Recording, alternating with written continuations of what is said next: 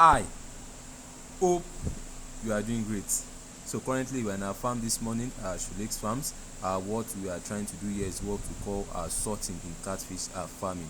We are trying to separate the bigger boys from the smaller boys, and like we do advise, the best time for you to separate your fish, the best time for you to sort is when your seeds are a week old in your farm, because at this stage there will be high rate of cannibalism. They start eating themselves up if you don't separate them. In case you're not comfortable with what we're saying with the way we are sorting in our farm, you can as well get a table and a sorting table and spread the fishes out for convenience. And make sure before you put your fishes in your pond, make sure the water is clean. Make sure you've pump in water 24 hours before you put the fishes inside, and make sure you fertilize your pond.